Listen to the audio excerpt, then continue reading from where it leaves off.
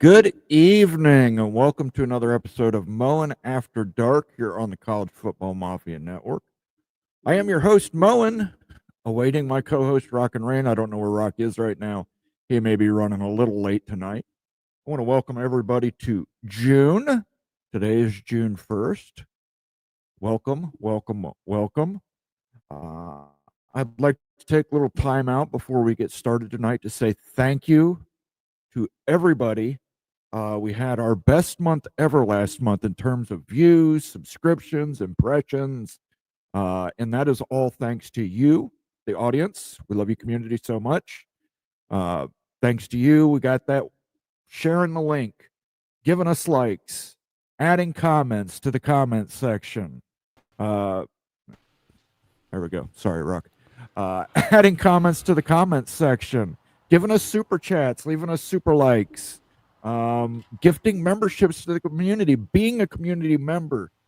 Thank you, thank you, thank you. We were tremendously grateful for everything that you guys have helped us achieve here. Onward and upward. How are you doing tonight, Rock?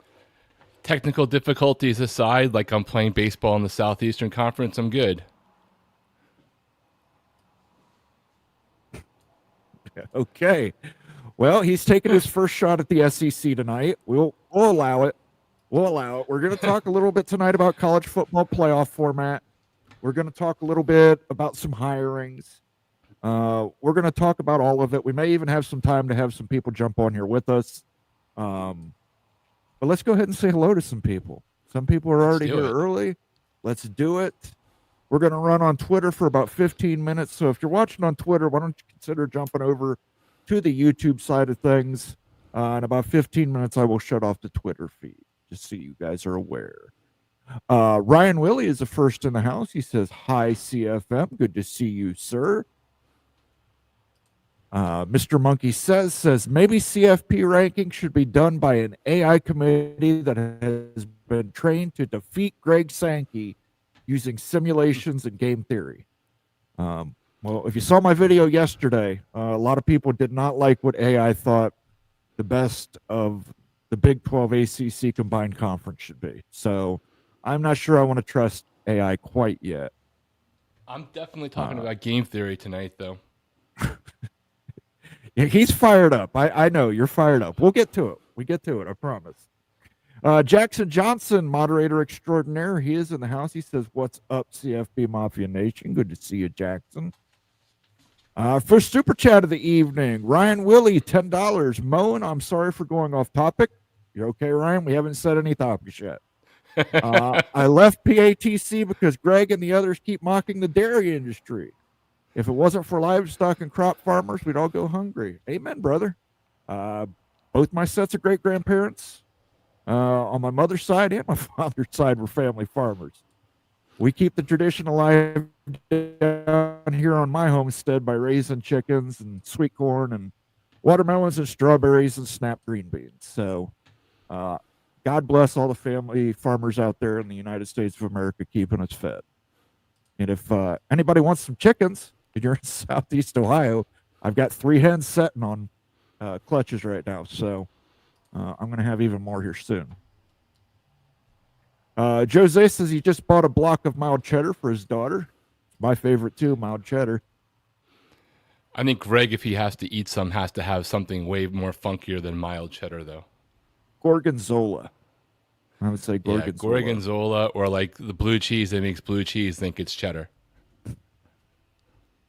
I'm pulling for a Baconator from Wendy's. 2014 playoff like FCS. Utilize the AP poll. Okay. And then Jose follows it up with stop talking to SEC, acquire private capital, Washington, Oregon full share for Florida State, Miami, Clemson, and Georgia Tech. Big Southeast takeover there from Jose. Big Lubbock is 5th. Stormy Cyclone. Thanks, Ryan Willie. He is one of those family farmers. You're absolutely right. I forgot to give Ryan Willie a sounder. Let's give him, I don't think I have anything really that are farmy, but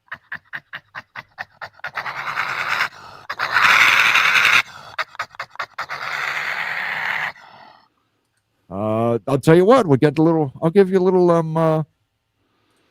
Bob Euchre here. That's all. We got one goddamn hit. You can't say goddamn on the air. Don't worry, nobody's listening anyway. Conundrum says he ate the Gouda and cut the cheese. Scavin, yes, said, hello, gentlemen. Good to see you from, again, another farming heartland, Nebraska. Got Jameson in my coffee, locked and loaded. I am finishing off apple and peach whiskey, but I am cutting it with Coke Zero Cherry. It makes it tolerable. It's actually good for cocktails. I would not drink that shit straight. Jose says, pancake shot, 1.5 ounce Jameson, 1.5 ounce butterscotch schnapps, chased with orange juice, 4 ounces. Only if the butterscotch schnapps completely covers up the drink. I don't like Jameson.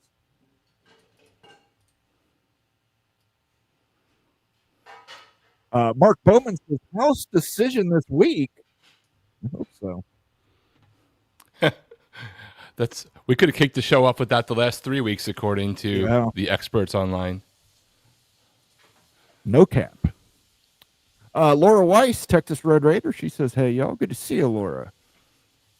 Daniel Gagax is here. He says, hello, everyone. Bob Swanger is here. He says, good evening, everyone. Shonsky's here. He says, hi, everyone. Two Mastas here. Crown Royal. Hitting them up with the emotes. Steele Austin's here. He says, hey, y'all. Good to see you, Steele Austin, representing the Utes. Everything Texas State is here tonight. I'm ready for a great episode tonight. Good news. It looks like UNLV's not leaving the Mountain West.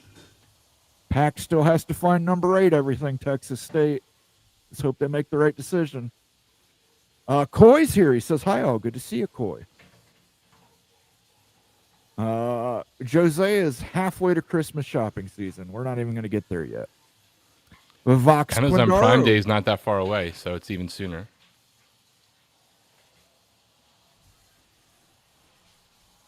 Yeah, I've got Amazon Prime, but I won't buy anything. Vox Quindaro, again, from the Heartland. Kansas Jayhawk. Jayhawk squad.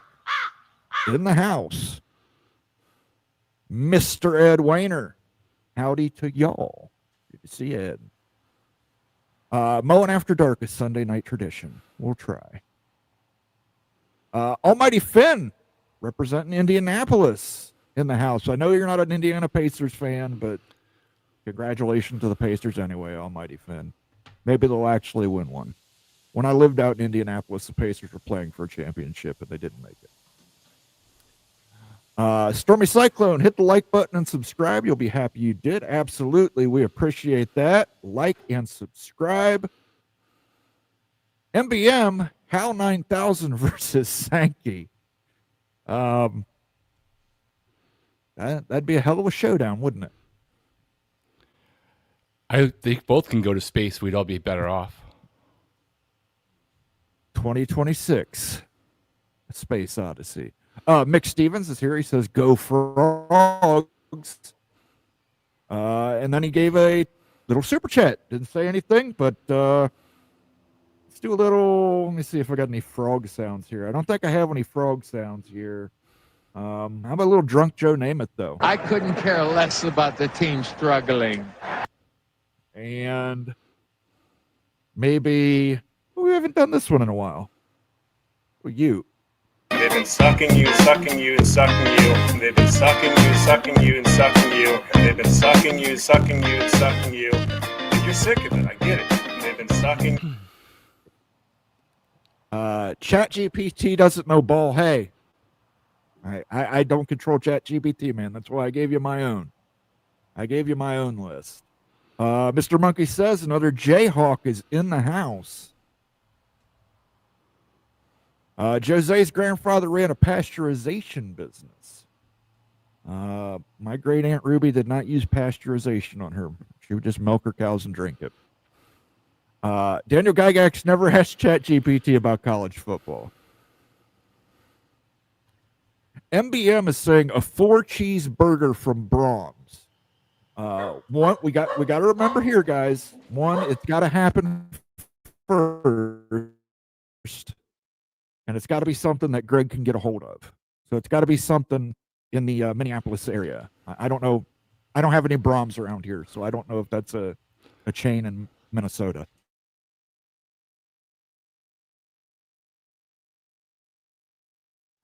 Greg has been cranky lately. I think he fears a cheeseburger. He'll learn to love it.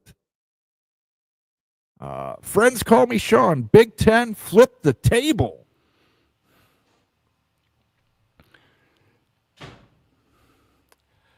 I don't even know which direction that's going. You need to get an Arkansas call the hog sounder. I know. I need to get a bunch of sounders on here. Daniel Gygax, Stormy Cyclone. When is Big Ten meetings? Curious. I believe they're coming up. I can get you the exact date here in a second. I think we got Sergeant Pickles is in the house. Good to see you, Sergeant Pickles.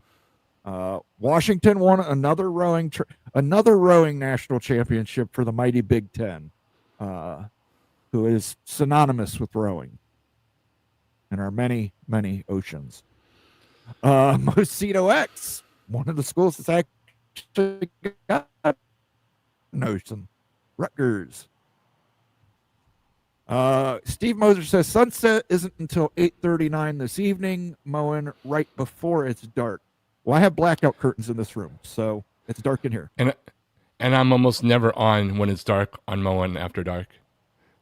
But we just come from a very dark perspective. It's got a very dark sense of humor. Is it me or is Moen's video lagging at times? That might be you. I'm not. No, I've heard you doing the Max Headroom sound, but I thought it might have been me. So if somebody else is hearing it, it might be you. Yeah, maybe. Hal 9000 cannot lie. Sankey lies and it's lousy and is lousy at it.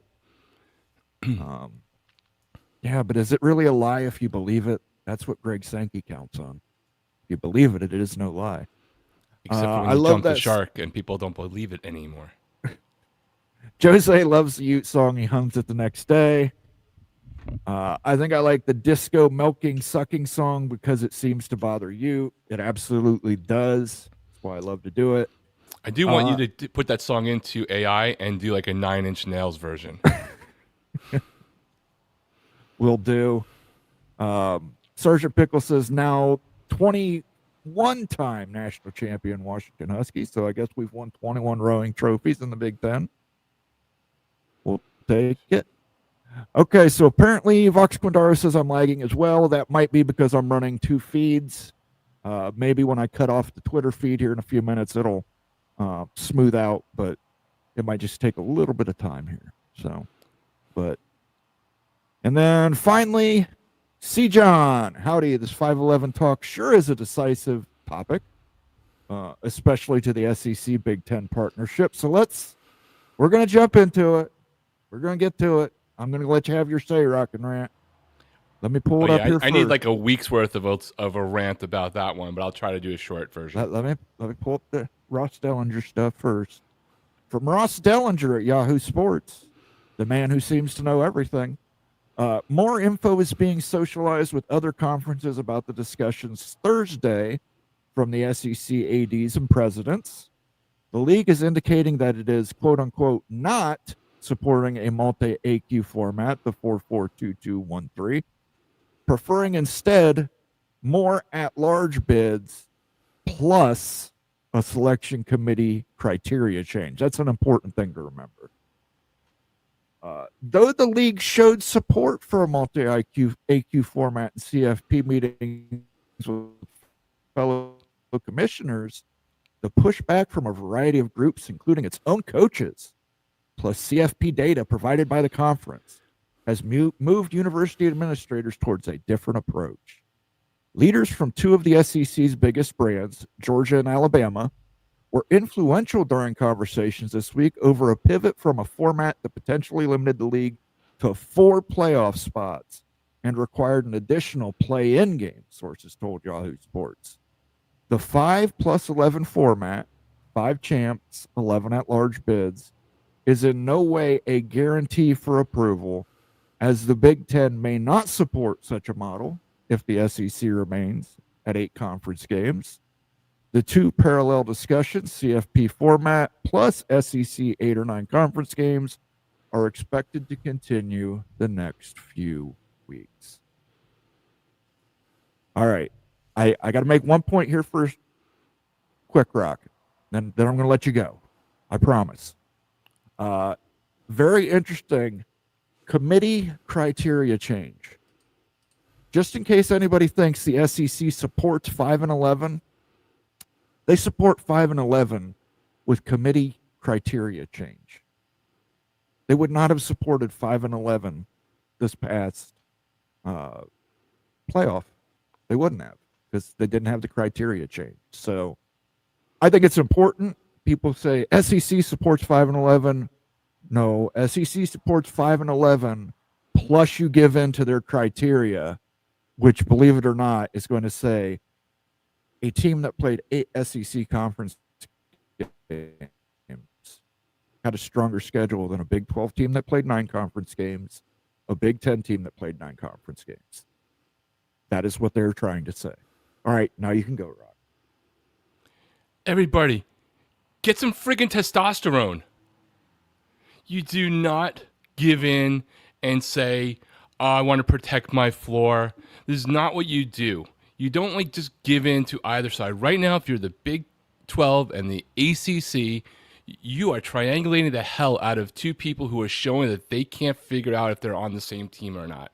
So you ally yourselves with the SEC on the 5 plus 11 because you're trying to break apart the marriage that is the advisory committee between the 2 of them. Accepting a structurally inferior position like a 4 plus 2 when a better, riskier alternative exists, like the 5 plus 11, is choosing to be dominated forever. One that always, always, always produces worse outcomes over time. And so, yes, I know what the SEC is trying to do with their white papers about how great we are, despite the fact that they can't still explain away that Alabama lost to Oklahoma and Vanderbilt, or that they had teams with more losses in almost every case ranked ahead of teams from the Big 12 and the ACC with less losses. So nobody's buying their bullshit anymore about their strength of schedule because they are getting the benefit of the doubt for it. They're acting like nobody paid attention to it. Just because you lost a round, just because you gave away power, and they did. The ACC and the Big 12 gave away power in the votes along with the G5. But right now, there's soft power going on all over. I personally feel like the SEC has jumped the shark and the Big Ten is being exposed. And this is from somebody who wants my team to ultimately make it into the Big Ten. You do absolutely not give up and put one other mistake on top of another mistake and give structural concessions and give away the 4-2-2. Even if in the background, those guys have to all prepare for it, you literally don't do that because right now the SEC and the Big Ten are not on the same page. So you can ally yourself with the SEC to get the 5 plus 11. And then you can ally yourself with the Big 12 and the ACC and the Big 10 to not have too much structure change in the committee or to have something that's fair. And then let the 2 of them fight it out about whether or not they're going to go into the whole, we're going to change how the strength of schedule is perceived, the 8 or 9. And you and the Big 12, ACC and Big 12 and the G5 can just sit back and have some popcorn for a moment. Right now, you have to keep fighting because it doesn't get better if you keep throwing in and cementing yourself as an inferior product. It doesn't get better. It gets worse in 31. It gets worse when the look-in comes in. And right now, they're fighting. They don't have their shit together. So let them not have their shit together for a second and at least publicly, optically, go for the 5 and 11. And at the same time, how about you just invest in some more of your damn football programs in those 2 conferences and let it happen and get some more teams available for it. Even over the last 10 years, the stats that Brett McMurphy put out, all of these conferences average more than the AQs would say they're going to get as far as the ACC and the Big 12. So don't freaking give it away. Don't protect your floor and limit your ceiling. You should never do that. I'll be happy only making $20 an hour for the rest of my life. At least I don't have to worry that I was only making $7 an hour. You don't do that shit.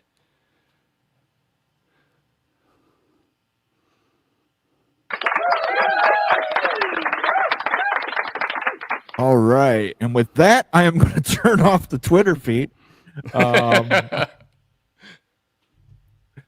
Let me remove that real quick. If you're watching us on Twitter, you're going to want to come back over here to the YouTube side. I'm sure Rock's got more to say. So head on over. All right. Very well put. I completely understand where you're coming from, Rock. I completely understand where people who support the Big 12 and the ACC are coming from. But if I am the Big 10, I am not supporting 5 and 11 while the SEC sits at 8 conference games. Awesome. Then the two of you, meaning the Big 10 and the SEC, go figure it out. Like, I'm going to go, for the first time ever, I'll go have a drink with Jim Phillips and Brett Yormark and wait for you two big guys to, like, figure out your shit, and then I'll deal with your next thing. My first move is to block being completely minimized forever, to do a power concession because I was made a horrible decision 3 years ago. No, you make horrible decisions and then go, well, because I made a horrible decision before, I'm just going to give up. I'm not going to sit there and say, well, hey, they already have 51%. I'm going to ignore that congressmen are talking about collusion out there. I'm going to ignore that even some SEC apologists are out there saying this is getting pathetic. I'm going to ignore that the Big Ten is getting called out for being like Dr. Evil in silent mode while the wild yelling guy, Greg Sankey, goes out there and takes all the hits. I'm going to ignore that everything we talked about for the last 5 months on this, including, I don't know, a week ago, which everybody said the chalk's going to be 4-2-2, 2-2-4, whatever it is, didn't actually happen that way when SEC talked to itself. And that the Big Ten is having these other conversations. The game has changed. I don't care. I know how the governance works. I understand it. And at the end of the day, they may do that. But if they're worried that the conferences are going to sue them for not actually consulting with them meaningfully, or the wrong congressman going to pull them up and put a hold on a bill that's going to fund any research for the Big Ten, you are just blowing maybe the one opportunity, like Avengers Endgame, the one, Doctor Strange to Iron Man. This might be the one time those two conferences can leverage a lot of other things. And if you just accede to it right now versus letting the game play out, it's a major mistake. The worst thing that happens is you get stuck exactly where you were 2 weeks ago, where the chalk was. That's like my take on it, and it's pretty sound. Like game theory says, you do not take something when there's a lot of variability, where the one other side isn't on the same side with each other, and just give in to everything they're saying. Now, those two conferences should be prepared for the worst case to come, right? Whichever version you think is the worst case. But publicly right now, the biggest thing you want to do is divide the SEC and the Big Ten from themselves first. Second thing, then you do the battle of the 8 or 9 conference games, right? Because you got two conferences on either side of that. And then eventually you come back to all right, well, if it goes here, what's going to be the strength of schedule argument?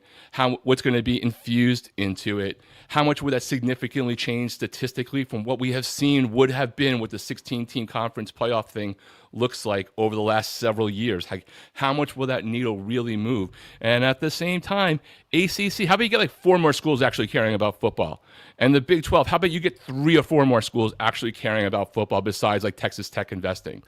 And by the way, Big 10, you're also in this too when it comes to the strength of schedule. Yes, you're playing 9 games, but you are at this moment so top heavy. You better get some other schools below as well to be investing 8 or 9 conference games, whatever format it is, because you need your strength of schedule to go up too if you wind up giving into a 9-team conference schedule with the SEC to then go to the 5-11 with more strength of schedule going on. So predicting the future based off of everything in the past and just continuing to compound a terrible mistake of stupidity out of fear that the 2 big conferences were going to break away is one of the most asinine things I think those 2 conferences can do in a world where they have done more asinine things than we can count. Fair enough. Friends call me Sean. SEC turns down money. 9th conference game, big games, play-ins, all while Oklahoma is laying off staff. I brought this up on Friday, Sean. Yeah, their house hits. That's a huge chunk of money that's coming out. $20 million is coming out of your athletic programs. How are you going to replace it? You can't get any more media money, save creating play-in games, scheduling alliance between the SEC and Big Ten. So the SEC is going to have to do something. They stick with 8 conference games. I mean, listen, if I'm the Big Ten, hey, if I'm the Big 12 and they stick with 8 conference games, I'd start pushing back. I'd cozy up to the Big Ten and start pushing back against the SEC and the ACC. Everybody should play 9 conference games. It's not like there's a lack of opponents in the conference to schedule 9 conference games. Yeah, if you're the Big 12 and the ACC, you kind of want to be like India, where sometimes you're friends with Russia and sometimes you're friends with the U.S. and you're playing both off of each other until it's time to figure out, until they ally against you again. SEC has to play 9 conference games. ACC too. I agree. I think everybody should play 9 conference games. 5-11 is a way for them to scam everyone and let a 5-loss SEC team in. That is a real fear that they're going to argue anyway that an 8-4 Missouri is better than a 9-3 Illinois. And then there's times, by the way, where an 8-4 Missouri is better than a 9-3 Illinois. But then Not every time, right? Not default. Guys, like SEC, I believe that they have made a massive public perception strategic mistake over the last 6 months that went into an unbelievable high degree of jumping the shark last week that has given the Big 12 and the G5 and the ACC at least a moment of soft power. I don't believe the president, who was quoted anonymously in the SEC saying we can't just force something down everybody's throat, was doing that for some degree of 8D chess. I think that they know that they are in trouble if they push this too far, even if they have 50.1% of the vote. I think something has fundamentally changed. I think the national media is no longer buying this crybaby story that the Southeastern Conference is doing on behalf of Alabama, to a lesser degree South Carolina, to some degree to Ole Miss. Look, Miami was in that zone too, right? 2 losses. I'm in the Miami bubble, but I don't hear Miami fans talking a lot about this. I hear more people talking about how our defense sucked, right? BYU, they might have a problem with the whole thing about SMU happening, but there's also a time warp happening generally of people seem to forget. Back in December, there was this whole fear, and this was permeating around the committee, of we can't devalue conference championship games. And if you go to a conference championship game and you're already in the playoff, we can't have you lose that game and then not make it into the playoff if you went into that game with a 13th game that nobody else had to play, because nobody's going to want to play in a conference championship game. And that's why SMU and Indiana still made it, right, among other reasons. Now, 6 months later, it's like, oh, why did we get SMU and Indiana? That was so uncool. The reality was, like, everyone was freaking out about their conference championship games being devalued. You had Lane Kiffin talking about how, well, I don't even know. Maybe I shouldn't even go to the game because what if I'm already in the top 12 and then I lose a 13th game that 10 other people don't have to play? And now we're having revisionist history, and that drives me freaking crazy. And people need to argue better about it. Indiana wasn't in the conference championship game for the Big Ten, though. I apologize on that front then. I can't remember who it was. It was Oregon and Ohio State. No, it was Oregon and Penn State. Oregon and Penn State. Yeah. SMU and the ACC was one. But there was a whole SMU talk and Clemson, yeah. There was a whole argument about the fear. Like Lane Kiffin did talk about, well, I don't know if I want to make the championship game because what if you lose it? Right? That was an argument, even if I botched the Big Ten aspect of it. Well, Lane Kiffin knows about losing championship games. It just means Pickles, more. 442213. I only want the committee deciding 3 spots, not 11. Take the power out of their hands. Why is everybody so freaked out about committees that exist in every other single sport with maybe 1 or 2 exceptions like hockey? Just fix the committee in a way that everybody agrees. Add an element of strength of schedule. Like, this is what's been nobody was freaking out for the last 10 years over, yes, we were arguing over 4 or 5, but nobody thought there was like a national crime that happened. So tweak the committee. Don't put Ward Manuel in charge of it as a good example. Inject some strength of schedule or other metrics above it. But we're acting like this doesn't happen in basketball or a number of other sports where the committees are choosing stuff other than, again, I think hockey's one that has an exception there. Jared Jones says, never trust a Sankey. Never trust a commissioner if you're not in their league. Shonsky says, let him cook. C. John says, boom, rock and rant coming out hard tonight. Vox Quindaro says if winning the narrative is the game, give me your mark. It's a part of the game. Everything Texas State says cook. You know what? We're at 94 people, and I need to do something here to do that. Never mind. I'll bring it up here in another second as soon as I get it set up. Stronsky says, yes, it does expose the Big Ten. And then Steel Austin says, SEC fans claim an 8-game conference schedule is equal to 9-game Big Ten conference schedules, saying the middle bottom of the SEC is stronger than the Big Ten. Moen, what say you? I hate that we don't have uniform scheduling in the Power 2. Steel Austin, I said this on Friday. Jason Watkins didn't want to hear it, but I will say it again. Look at the bowl record on the Big Ten versus SEC. You saw what the middle and bottom of the Big Ten did to the middle and bottom of the SEC. They beat them. And they can go into excuses all the time like, oh, our star left tackle sat out because of,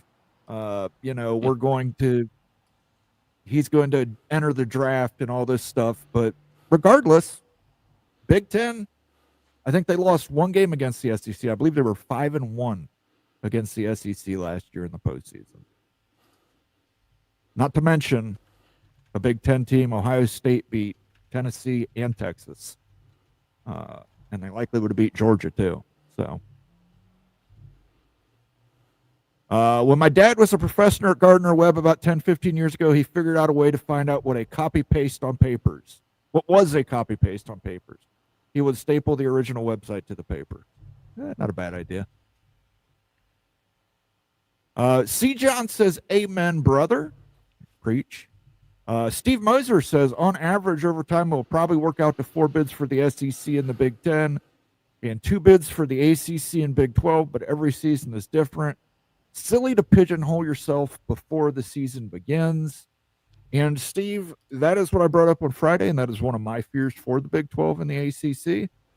The Big 10 and the SEC pick off the best brands out of the ACC, the best brands out of the Big 12, and then use that committee, who is obviously going to favor brands.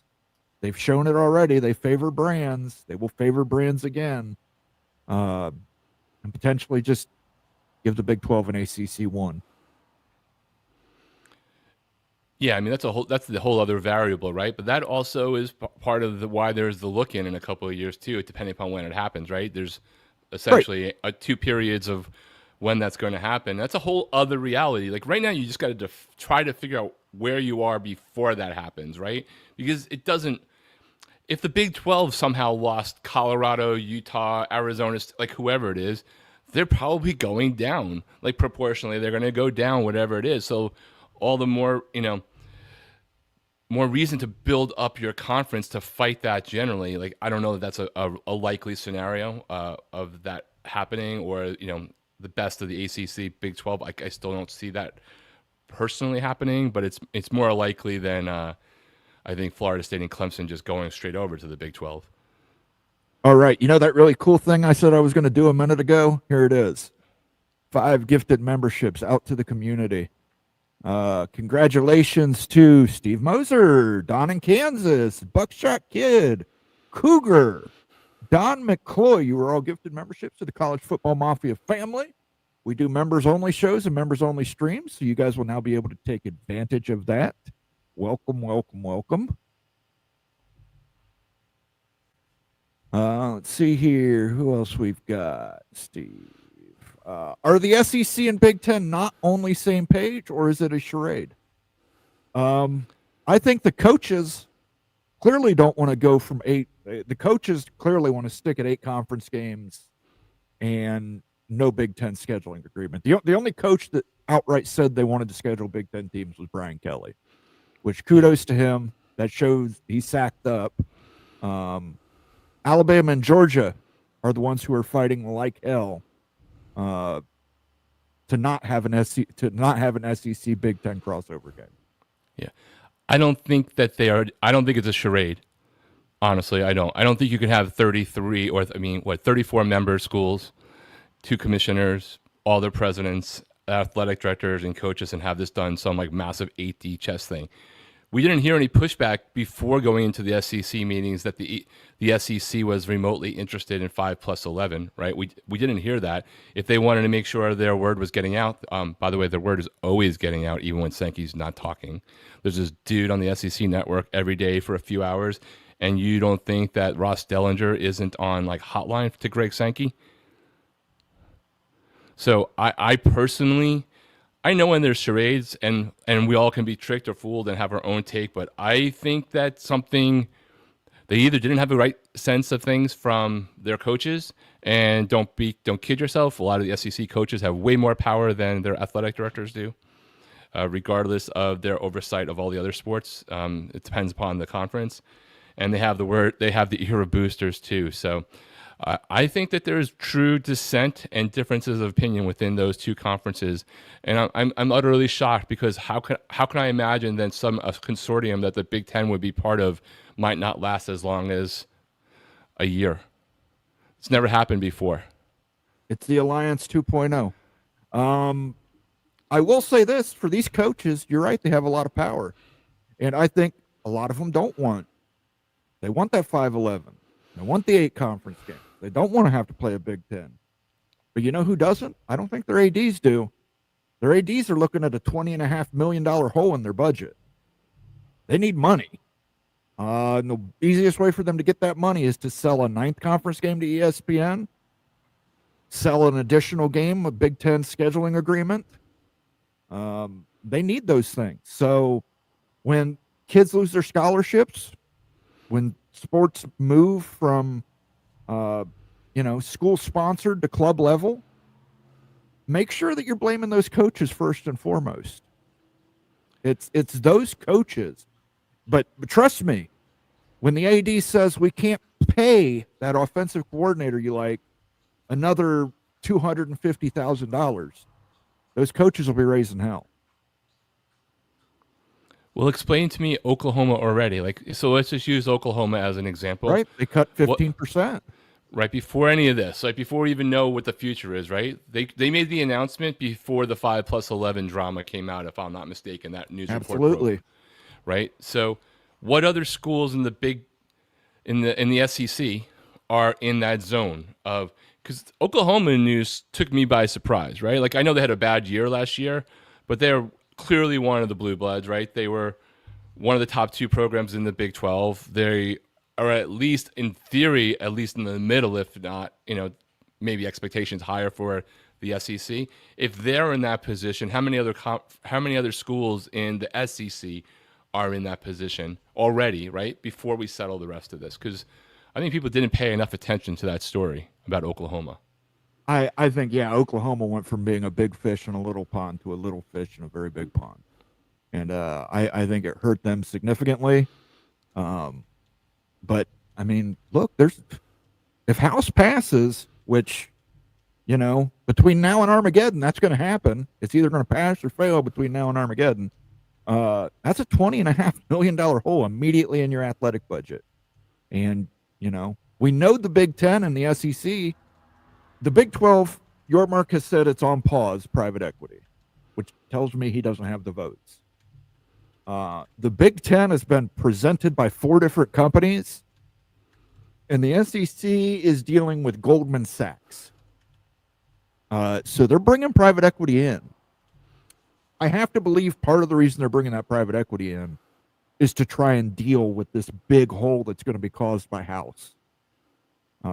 Trying to prevent scholarships from being lost, other things like that from being lost. So we'll see. I mean, but there's going to be a budget hole there. You got to come up with it.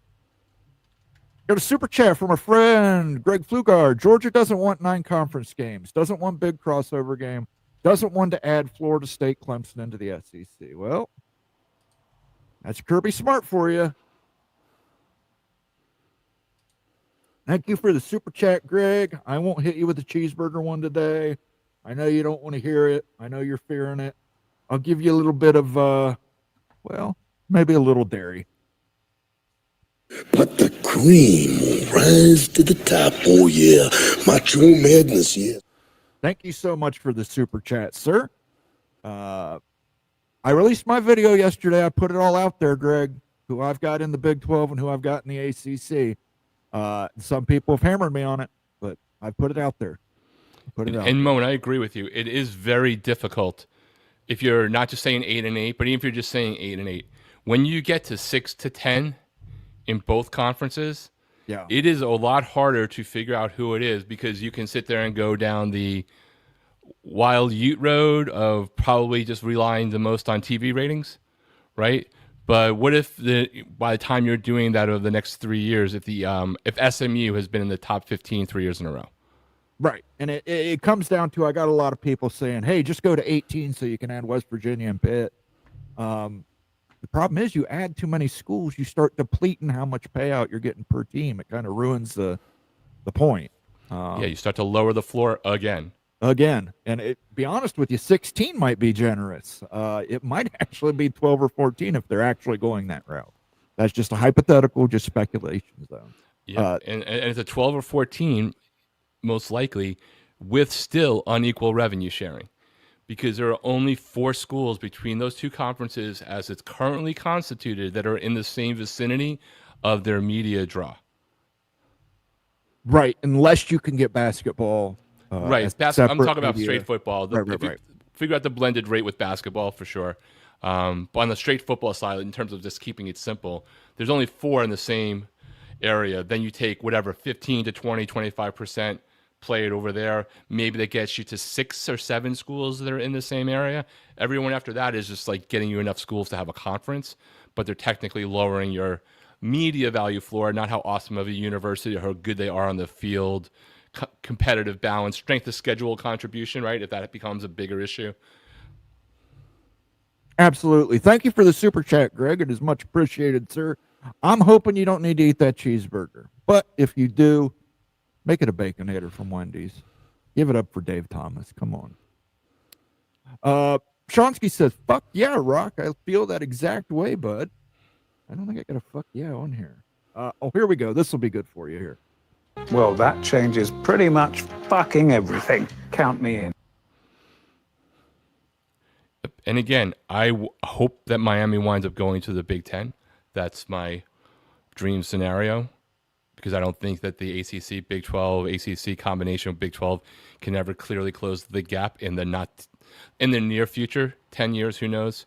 I don't think that's happening, and I still think what's going on is a crock of shit. Vox Quindaro said, SEC wants to add the gigantic football brands, reap the financial rewards, but not accept the responsibility of tougher schedules. 100%. I mean, what do you say about that? Can't argue with that. That's just stating a fact right there, Vox. Sergeant Morhew, haven't seen you around here before. Welcome. If you're new to the channel, make sure you give us a like and a subscribe. It helps us in the algorithm. My Mountain West will never be the same. No, but that's another one. Who is the Pack going to add as number 8? Right. Everybody was holding their breath to see if it was UNLV.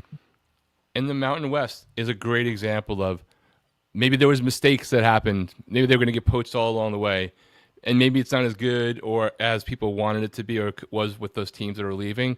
But they fought their asses off. They held court. They're going to get a settlement. They replenished, and they may not be in quite as good a space, but they certainly just didn't cave in and just take it.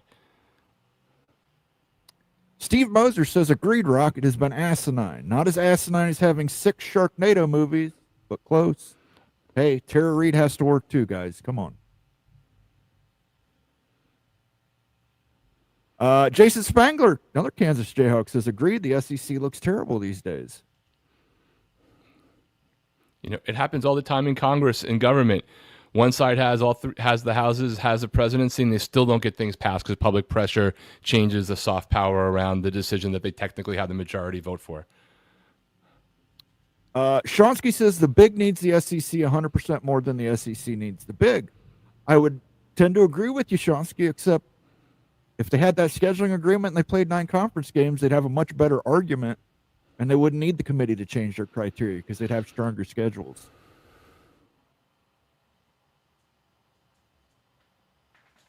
Or what? What is anyone going to do to force the SEC to play 9 conference games?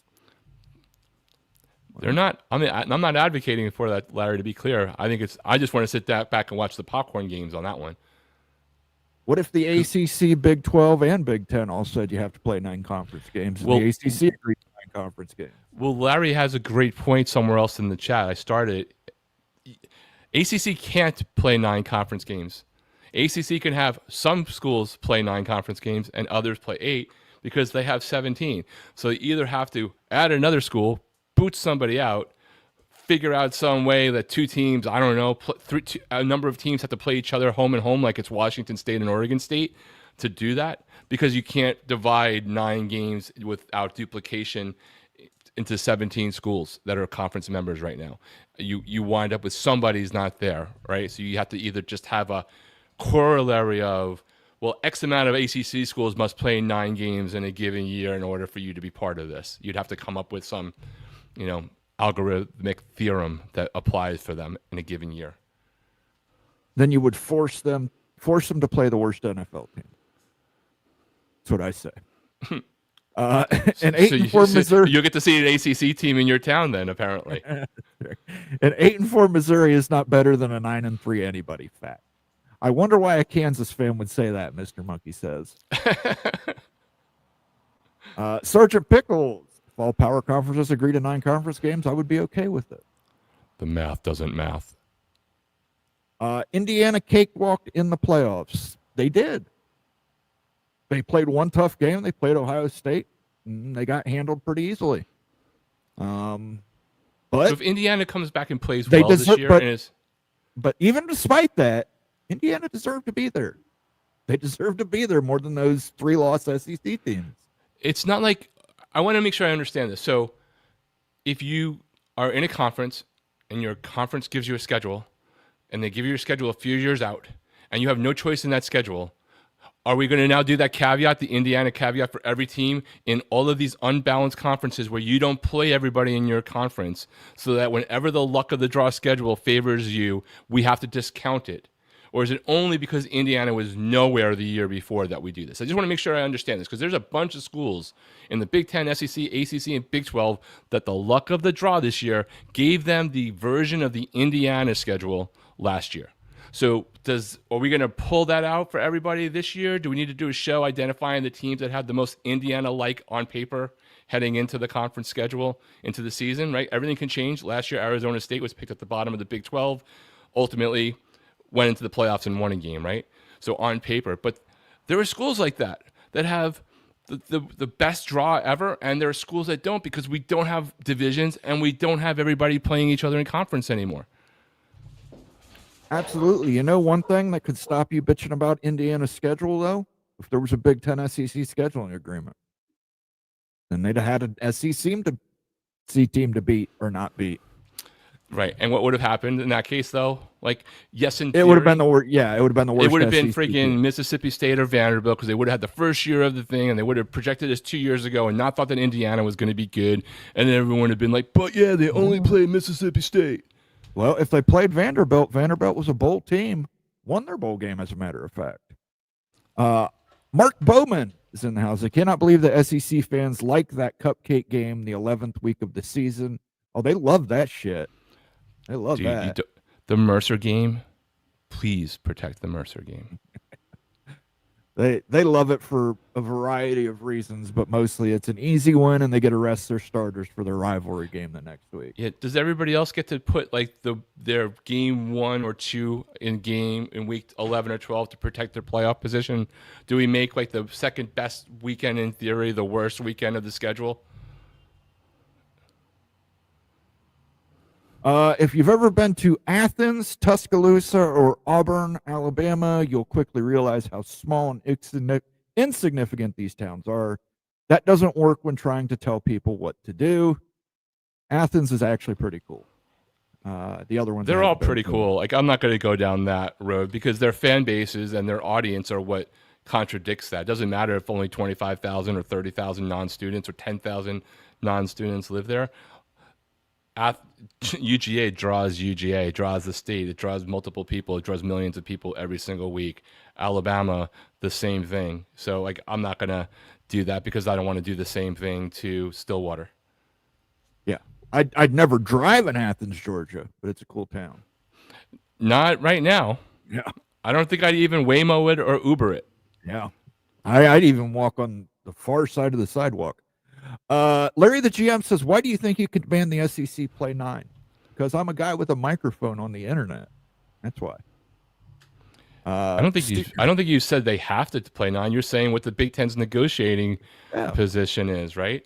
So right now we have the dream of everyone is game theorying what the SEC versus Big Ten negotiating positions are going to be. A week ago, everybody was telling us how the Big Ten and SEC are aligned and how they're going to go after the same thing and how the scheduling agreement is a done deal.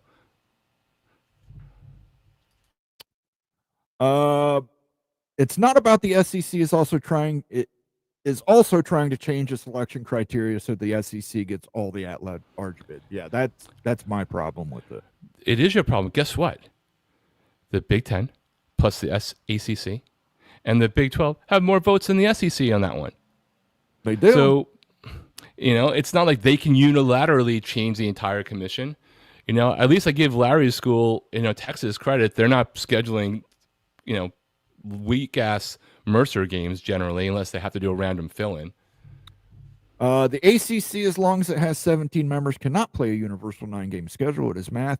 I got an idea. How about Notre Dame? Sacks up and becomes a full member. That's a good idea. But then, and math doesn't really matter. We're talking about the Big 10 and the Big 12, are we not? We are. Tony Lawson wants to know when Becky and Pickles are making their return to Sundays. That is Mondays. Big Ten Mafia is on Mondays. We'll talk about that when we get a chance. We've got a video we've already done. I think Pickles is still working on it. And Pickles says private equity is a deal with the devil. No such thing as free money. You're absolutely right, Pickles. It is, but at the same time, if it comes down to that, or cutting kids from sports or cutting coaching staff, I'd rather take the private equity money. I'd rather pimp the school out for a good reason. It's not about having the votes. It's about the uncertainty in this dumbass gatekeeping landscape. Well, if you're talking about the money for those programs, there's no law that says head coaches in college football have to make $13 million when $2 million of that would save all the teams or less that you're talking about at some of those schools. Yeah, and some of those coaches are the highest paid public employees in the state. Vox yes, Quindaro says, R.I.P. Randy Poffo. I think he means Poffo. Yes. Randy Poffo, born in Columbus, Ohio. Kirby doesn't want players to get paid either. Yeah. Absolutely. Georgia does not have an NIL program at all.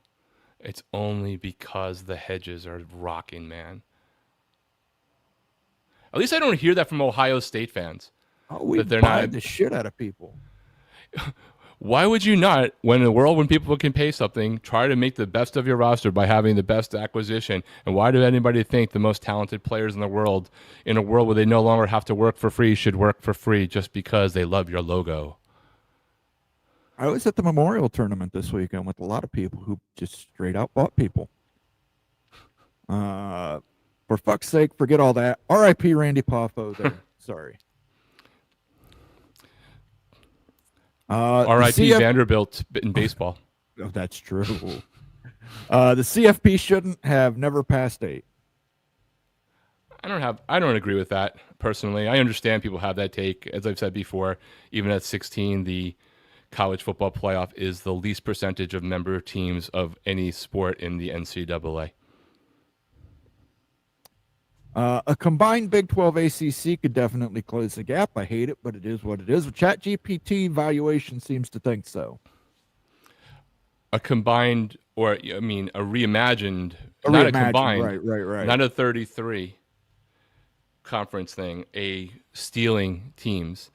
The floor gets raised, the ceiling closes the gap, but it does not completely close the gap. And for schools right now, like Florida State and Clemson In Miami, in theory, with the revenue share, you'd still have to have revenue share to guarantee those schools were not just a wash to what they were the week before they joined your new conference, based off of the numbers that Moen was talking about with ChatGPT and that Ute has run, I think. Absolutely. John Boxleitner says Moen's hat collection needs its own X account. No cap, as the kids say. Could get an NIL deal. No cap. Tara Reid is a national treasure and global icon. You're just saying that from her clothing mishap she had several years ago. I was going to say, did I just miss something new that Tara Reid has done? Because I didn't know she had a moment in a while, and I'm also not 100% sure if I want to know of her moments now. She did. She had a wardrobe malfunction, as the kids say. Jason Spangler says, sure, I call it a strategic release, to be honest. Well, you like pepperoni, I guess. Sure, there are no Notre Dames or Texas, but there are no Northwesterns or Vanderbilts. Vanderbilt went to a bowl game last year, guys. Vanderbilt beat Alabama last year. They had one of the best victories of the season that we all were relishing in, as witnessed by the spike in the fourth quarter TV ratings. I get it that people want to dunk on these bad schools, but when those bad schools get those magical games like that, it's fucking awesome. It's one of the best parts of college football.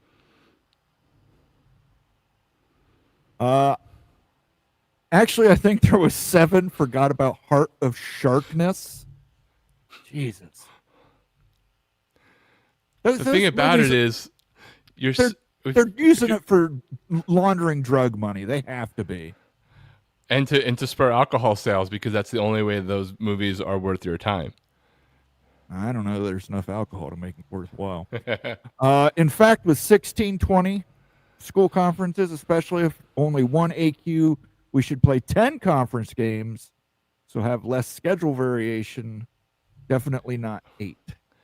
I don't know if you really want that. You better make sure that those other 2 games that are out of your conference are strong, because if your conference has a down year or you get the worst version of your conference schedule, you might be in a risk of if you're worrying about getting that last spot.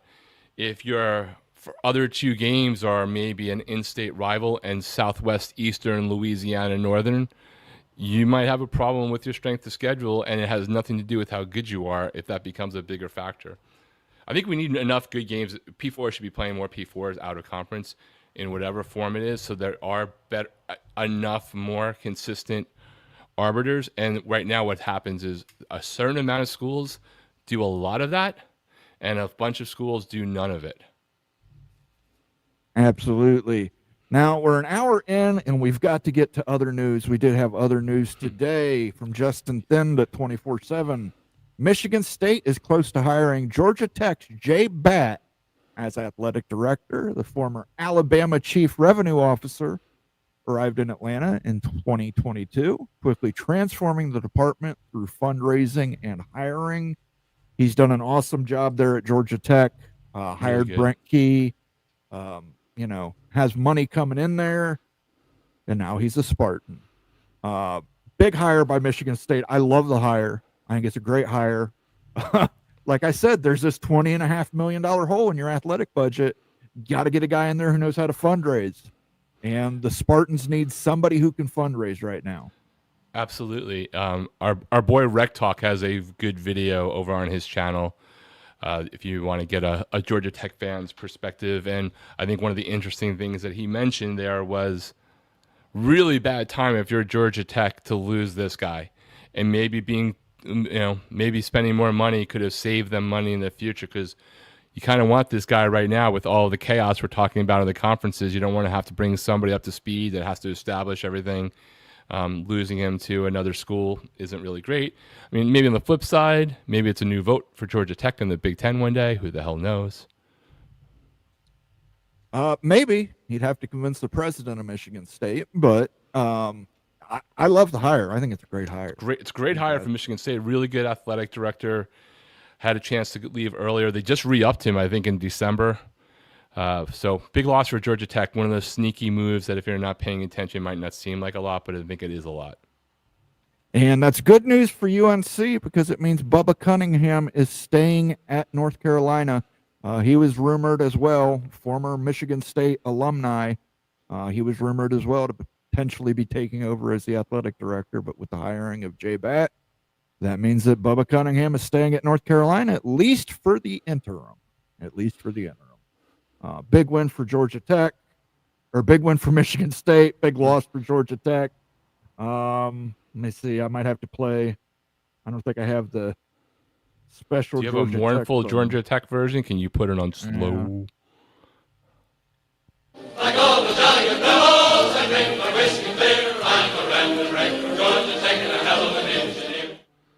Well, you better engineer a new athletic director, Georgia Tech fans, because he is out of there. Sorry. They took 2 L's this week. First, they got a ring that gave them a bunch of zingers out there, and then they lost their athletic director. Note to self: don't put a bowl game on a ring for a game that you lost that wasn't even a Rose Bowl. Yeah, not a good look to be having rings. I don't know. No, not good. SEC thinks it can engage in monopolization without consequence. But you've got to give him, listen, you got to give Sankey, he hasn't faced any consequences. Nobody's putting him through any consequences. They haven't so far. Why should they now? What do you think, Moen, right now on the performance of the Big Ten athletic director? You got 2 extremes, right? This advisory committee, pseudo alliance, pseudo power 2. You got the guy who can't shut up and the guy who never speaks. I like the fact that my guy doesn't speak. I think Mark Twain once said it's better to keep your mouth closed and be thought a fool than to open it and remove all doubt. But they're starting getting strays now too, though. The Big Ten is getting strays finally. They're getting people talking about how they're like in the background maneuvering stuff, that they're the ones behind this. Whether you like the 5+11 or 4+2, like I understand arguments on both sides. Despite my rant, I'm pretty strong on mine. And you can take all the facts and put it into whatever GPT you want and talk about it from a Google game theory perspective, and you'll see that I'm not completely ranting. Hopefully, I'm rocking a little bit more. But they are getting strays. They are like the dam has burst on them being silent in the background and not getting hit about. Now they're the ones who supposedly want the least equitable position, even if a lot of us follow this so much that there's a good argument about whether it's really equitable or not. They're getting a lot of that stuff in the face of the SEC seemingly pivoting at least the coaches and at least talking about it publicly. That's true, but I mean, if you're the Big Ten, what do you want to come out and say nuh-uh and argue about it? I mean, if anything, if the Big Ten gets this private equity deal, they could go in there and say Miami, Florida State, Clemson, just like Jose said earlier, boy, you guys are coming with us. We'll round it out with Duke or Georgia Tech. And, we're all 4 or 5-11. And by the way, we're only going to play 8 conference games. Right. Do you think in any way let's say this public spat isn't just, 8D power 2 chess, right? And it's literally a divide. Do you believe that makes them stop playing nice in the sandbox together and perhaps become an accelerant to change? Or because you could have 2 immovable things. We won't go to 9 games and do the 5, you could have one side saying we want 5 and 11 but we don't want to go to 9 games. The other one's like, well, we won't do 5 and 11 if you won't go to 9 games. And the scheduling agreement that could be revenue is being pushed off because of the same thing we just talked about. So if they're immovable objects, theoretically, and they have time, but they only have till December, right? If I'm not mistaken, they have to figure out 2026 by December for logistics, for the network. And also remember, if it's 16 teams, not 14, they actually have to get the deal done with the network. It's not built in. Not that it's going to be a hard thing, but it still has to get done. The only thing I would approve of Tony Petitti coming out and saying is, of course they want to play 5 and 11, and they don't want to play us in a scheduling agreement. And they only want to play 8 conference games, and they want to play an FCS game as the penultimate game of the year. Because the SEC are scared, terrified. They can't match up to the Big Ten anymore, and they don't want to play us. Don't blame them. Won the last 2 national championships. Speaking of which, Tony Lawson says Tennessee didn't belong in the playoffs. That was one soft team. Yeah, Sharman soft. They needed a ref's call to even score their first points against Ohio State. So, and there was no debate about Tennessee, right? Like everyone has revisionist history on all this kind of stuff. So I don't get that caught up on it. As I said before, as I said religiously, I had one moment of anger about Miami and the rankings, and it was because there was an inconsistent week where Miami went down, was leapfrogged by Alabama beating Mercer, right? But ultimately, I said before the playoff began, and I said consistently, and I still consistently, I'm not crying any tears for number 13, and I'm not going to cry any tears for number 16. Just not, right? Like, I would cry tears. I can understand crying tears for number 5 because it's a lot finer line. But once you get to past 12 or 16, it's just good offseason fodder. It's like good to enrage the team that's definitely affected. Miami should have had a freaking defense, right? Ole Miss shouldn't have lost at home. Alabama, talk about your strength of schedule. You shouldn't have lost by 21 to a team that Houston, one of the worst teams in the Big 12, only lost to by 4. So I just don't really want to hear it. I don't really care. Get a deal with Kleenex, Greg. Cranky Tiger says no such thing as deserve to be there. It's about having the best. Really? Because the best team last year, number 1 Oregon, got their shit absolutely pushed in by number 8 Ohio State. Did they deserve to be there? They definitely went all training day that game. Did they deserve to be there? Right. SMU, runner up in the ACC championship game, got absolutely blown apart by Penn State. Penn State, I think, scored the first 21 points on defense. I know at least the first 14 points were on defense.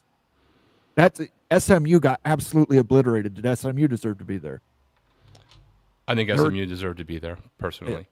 Yeah. There were teams that got beat a lot worse than Indiana did. Nobody questioned if they deserved to be there. Correct. When I see the SMU game, I also see alternate universe if their quarterback doesn't have like a freeze frame 5 minutes in that game. I don't think that they beat Penn State, but I think it's a closer game that nobody would be questioning about them getting blown out. I think it could have been closer, but it wasn't. Games are played in the field. I'm all for it. Whatever happens. Supposedly, Texas got the Indiana draw in the SEC, according to the SEC homers. But I thought the SEC was nothing but power. That the last worst team in the SEC would be at like middle of the Big Ten. Can't be true then. John Boxleitner says Indiana played Western Illinois, FIU, and Charlotte in the OOC. Not saying they didn't deserve a bid, though. I agree with you, but for one, they wanted to get 3 home games, and that guarantees them 3 home games. I think also more teams are going to look at Indiana as a quality opponent moving forward. Right. And you got to remember, those games were scheduled years in advance. They didn't even have their coach yet, right? And at those times, they were trying to get to, like, can we get to the what the hell is the name of that bowl this year bowl? Yeah. And then they had a new coach with a new infusion of talent. Coaches, they did what everybody says we want conferences and teams to do. We want the bottom dwellers to invest in their program, hire right, and play smart football. They did, right? Well, if they had drawn differently, could they have been an 8-4 team and not made the playoffs? Of course, but ultimately they played the schedule they were given, of which 2/3 of it they have no control over, other than being in the conference that they've been in with forever. And there are going to be teams this year in all 4 conferences that have the Indiana schedule. Absolutely. By the way, we got about 10 to 15 minutes left. If you absolutely want to get your comment read, it'll have to be a super chat. No one's got to run late because I ranted too much. We're going to clip that part out. Elvin Gully, I hope I pronounced your name right. Welcome. If you're new here, make sure you give us a like and give us a subscribe. The SEC hate is hilarious. Sounds like jealousy to me. Sounds like a typical SEC response. The hate is not about the SEC and being jealous. Really don't care. I literally said on this show for weeks that if the SEC deserves 8 teams in the playoff, they should get them. So that's completely wrong, but it's okay. Yeah. My team just won a national championship. and they beat 2 SEC teams to do it. So I have no problem with the SEC wanting a 5+11. I'm laughing about the battle between the two conferences. I think whoever has the best record and has done the most, and if the Big Ten gets 13 teams in, I don't care. And if the SEC gets 11 in, I don't care. I just don't want it being codified like it was the college basketball tournament a decade ago, and the ACC would have gotten 12 teams in, only to fast forward a decade later and they barely got 5 or whatever it was, and the SEC wouldn't have been able to get 13 under that kind of zone. So there's no I just get sick of hearing Greg Sankey cry like we all don't know that Alabama lost 2 games they shouldn't have, and that's why they didn't make it. That's the only difference. yeah, that same Alabama team went on to lose to Michigan. The big Lubbock is pretty cool. Never been myself. I'll have to get out there one day and let you buy me a beer.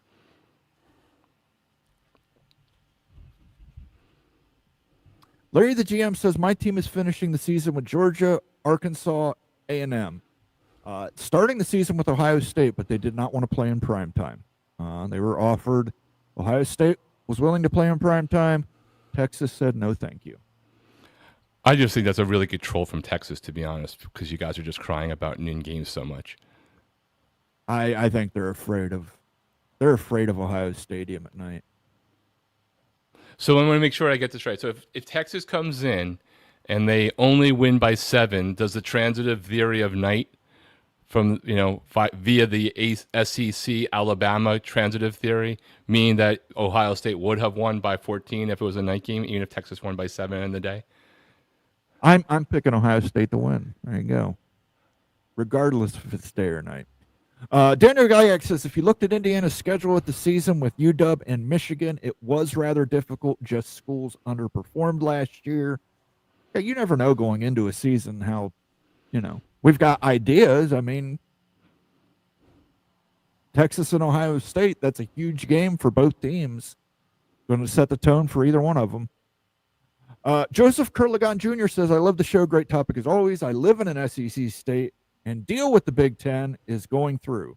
Too much money involved to pass up. I am Notre Dame fan and time for them after 2029. So Joseph Kurlagon Jr. is one of the good Notre Dame fans who wants to join the Big Ten.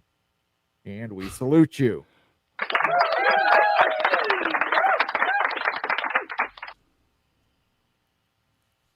Let's do Notre Dame in Miami, and we'll stop at 20, and we're for the 5-11.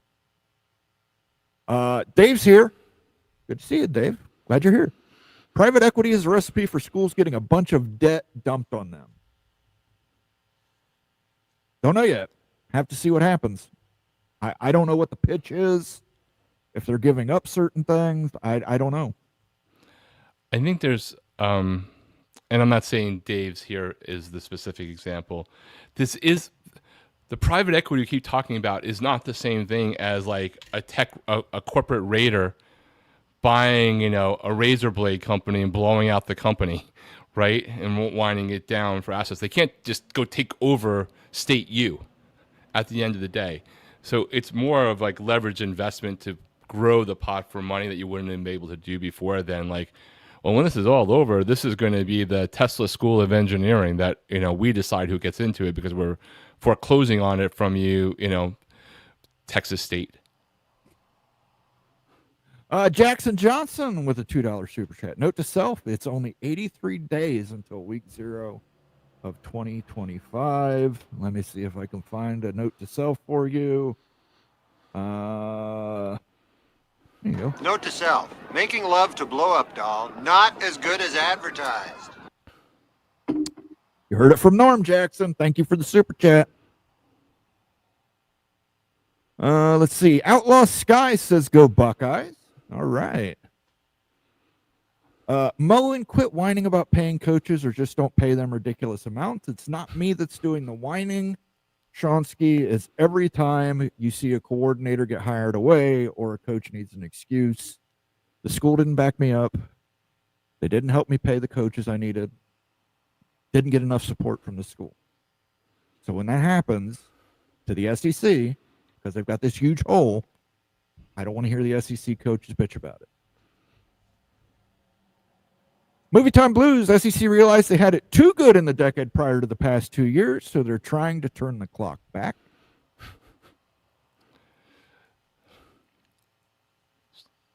Mr. Monkey says this is a good rant, is very entertaining. Yeah, sometimes it is. That one was just driving me crazy this week for whatever reason. And I know in the Mafia family, I am an outlier on that conversation. If I was on Friday, I might have been thrown off the air. Surprisingly. I'm usually right on with the team in some form. We may have slight disagreements, but I couldn't disagree more with the Friday meeting. I mean, when I'm doing super chats to the own team, like part of it's because I'm nice and part of it's because I'm like pissed and I want to be heard. But nobody wanted to hear me talk more on that show. It's a Friday afternoon. But I fundamentally disagree and I understand other people's opinions. If I change your mind, let me know in the chat. If not, hopefully I was entertaining. I thought I was going to be the one who was against 5'11". Apparently, I wasn't the only one. Justin R., good to see you. Would we be where we are now in college football had we just went from the BCS to an 8-team playoff? Great question. I think we would be there because the closer you get to less, the more argument and a theoretical snubbery people feel is happening and getting jilted. I don't know what, I'm in favor of the 16. Again, all the other football divisions have at least 16, if not more. Nobody seems to complain about them. One of them has 24. Nobody complains about 64, 68, whatever it is going to be in college basketball. I don't see anybody going, wow, I wish we only had 16 teams in the College Baseball World Series. From a statistical perspective, it's still the least. It is the most exclusive playoff in all of college sports at 16. Still is. 10-team leagues, 9 games, make it happen. Sounds like a good concept. I guess we can introduce Dave's here to smash capital in the Super League. To answer Big Lubbock, it is not a Tar Heel hat. It's a cap that says no cap that I got at a truck stop for $6. But it could be a Tennessee cap that says no cap, right?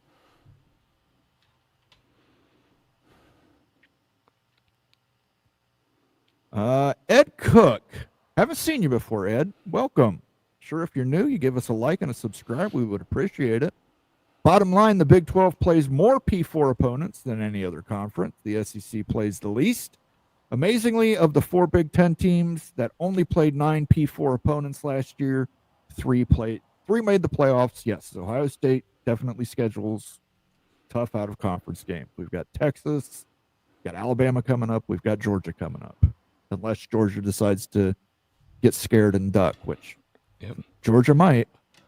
I love being a school that, yes, we have our Ball States every once in a while and our Florida A&M, which is also great. But whether it's Notre Dame, Florida, Auburn, Utah, those games are all in the future schedule in the next few years. And I think schools that play those should be rewarded. But I think that they are. I think you're getting credit for those games, and they mitigate a weaker schedule in your conference.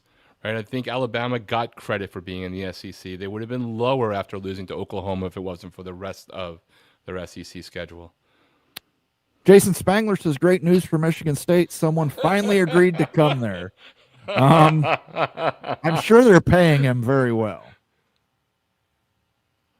But you're probably right. Elvin Gully says, bit the week 12 sucks. Doesn't matter when you play yourself if you suck. Well, but the Big 12 apparently has enough courage to play 9 conference games. SEC ain't got that. They don't have the testicular fortitude, it would appear.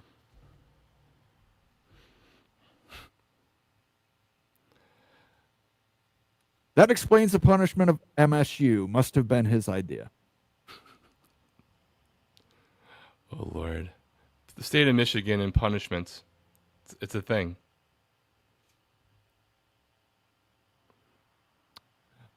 Jason Spangler says, Mo, and that would complete college football's transition to becoming the XFL 2.0. Only if we get to go into the cheerleaders' locker rooms.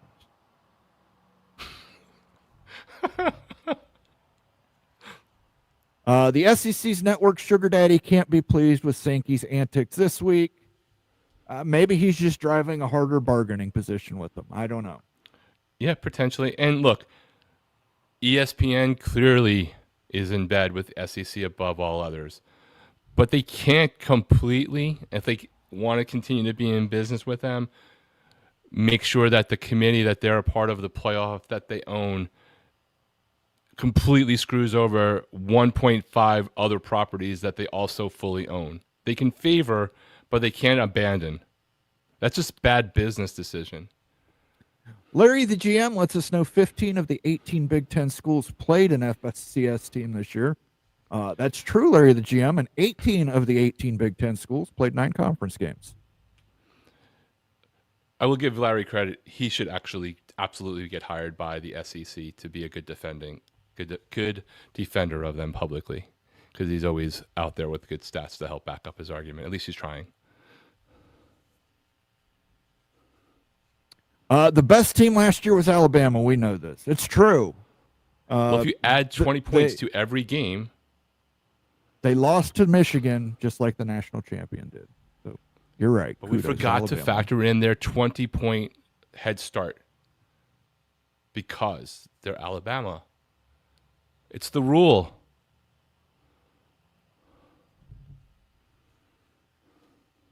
Devil Frog says part of the problem with the current format is that it bakes in a bias with preseason and early season polling. Rankings shouldn't be released until week 4 at minimum. I 100% agree with you, Devil Frog. There should not be any preseason polling. I totally get the thought, but I think it's on what planet are we going to tell the AP or anybody that they can't create a ranking? It's like, I don't even understand. I get the thought, right? Because it contributes to the ecosystem, the atmosphere, the perceptions. But what are you going to do? Hey, Associated Press, First Amendment, but by the way, don't let us know if you think Georgia's number 1.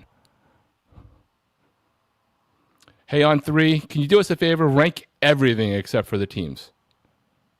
Like, how does that even happen? Shooter Texas says the Horns got beat by Arizona State, but the Sun Devils forgot to also beat the refs. We will not forget about that.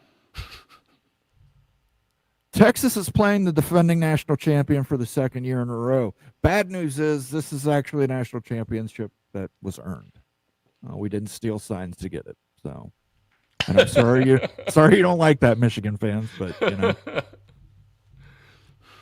By the way, my drink is not spiked. Larry, the GM, I will give Texas credit for scheduling Ohio State. They are the exception. Ohio State, again, schedules very, very well for out-of-conference games. We've got Ohio Alabama. State and Miami played. Yeah, we've got Alabama, Georgia, and we scheduled Miami when Miami was good.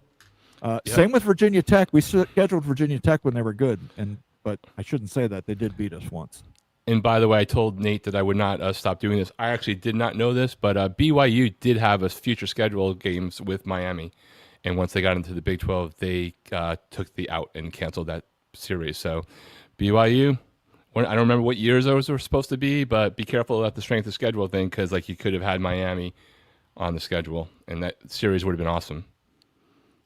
Another great point, Mo, and typical Pac-12 teams that you brought in are still the same Pac-12 teams of the past. Look at their playoff representation over the past 10 years.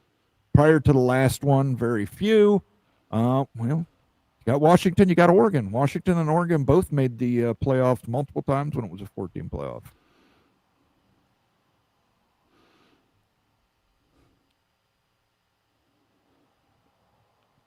Jerry W. says, I love Greg Sankey. He's awesome.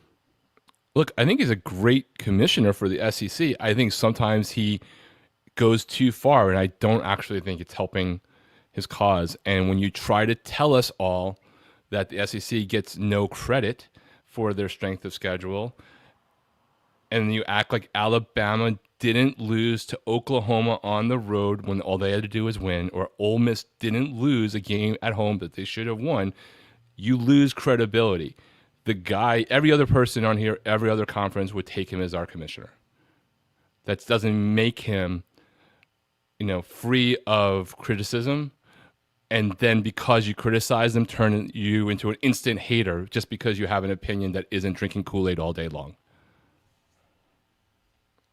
Tony Lawson says 20 is plenty. He's been saying that forever.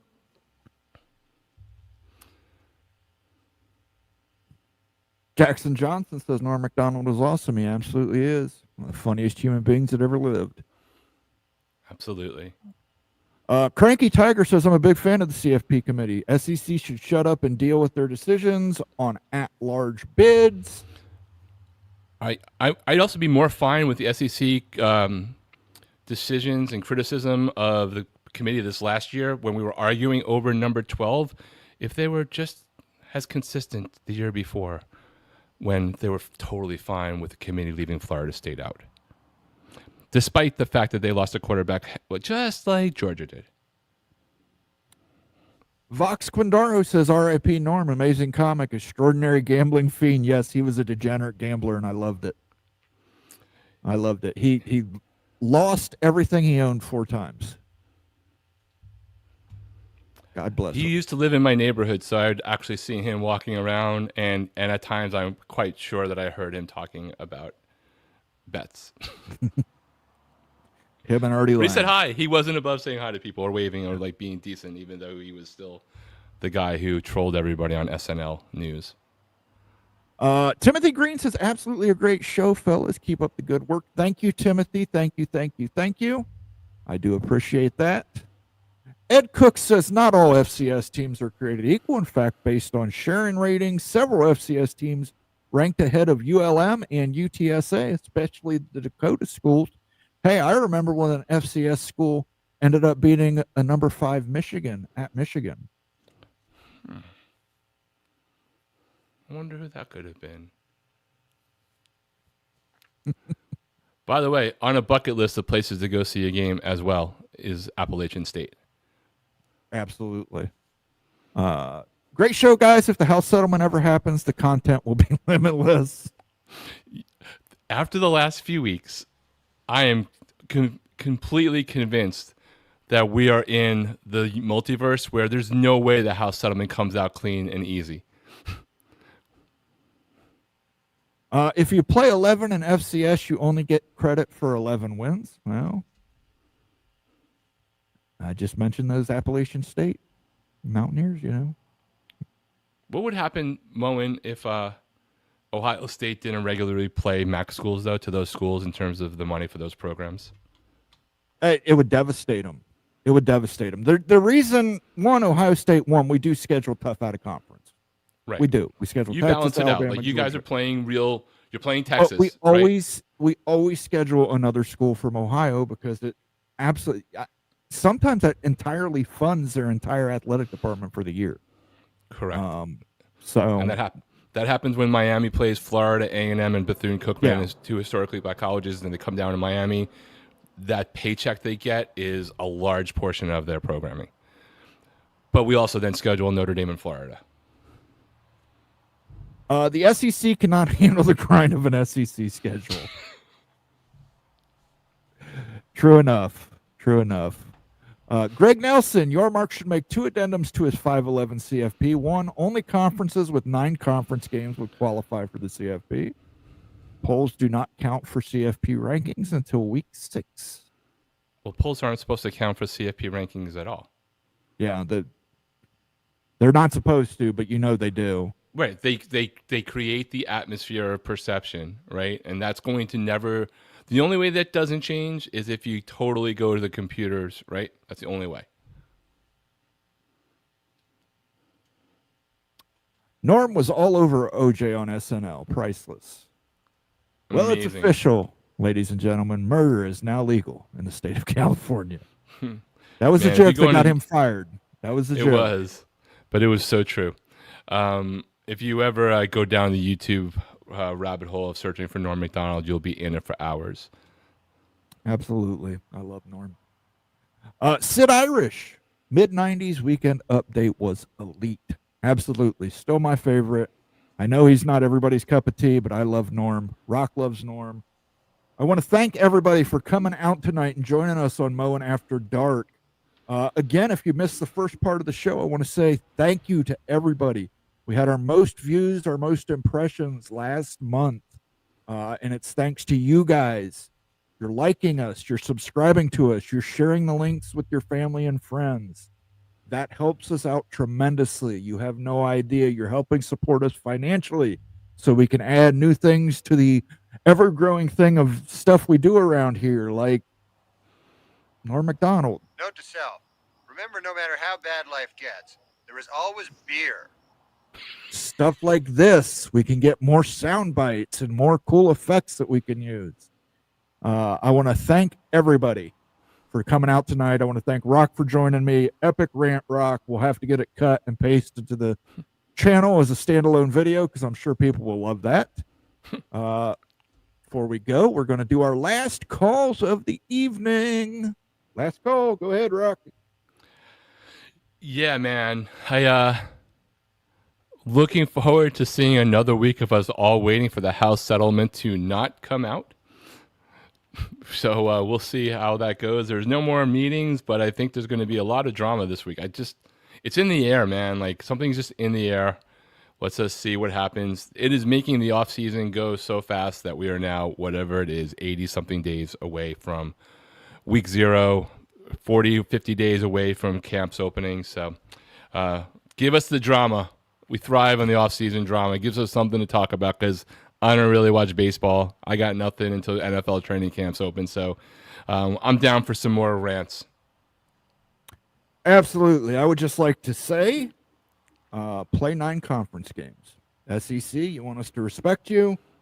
You want us to respect your authority. Getting up and acting pissy when you play 8 conference games and not 9 conference games, and you're too afraid to schedule the Big Ten in a scheduling agreement, doesn't do anything for you. It makes you look even weaker in our eyes. Even weaker in our eyes. Selling CFB Mafia branded popcorn. That's right. Absolutely. Want to thank everybody for coming out. We will catch you next Sunday. Join Nathan on Tuesday. I'm sure he's got a show on Tuesday at about 8 p.m. Check that out. Otherwise, I will see you next Friday. Rock will see you next Sunday. Want to thank everybody for coming out again. Peace out. But you know what? I forgot one thing. Almost forgot. Don't want to end without a Tarleton ad. Tarleton Menthols. Found this ad from the 1990s. Tarleton Menthols. Get that cool mint blast of a Tarleton Menthol. Everybody enjoy that cool Tarleton taste, and we will catch you next Sunday.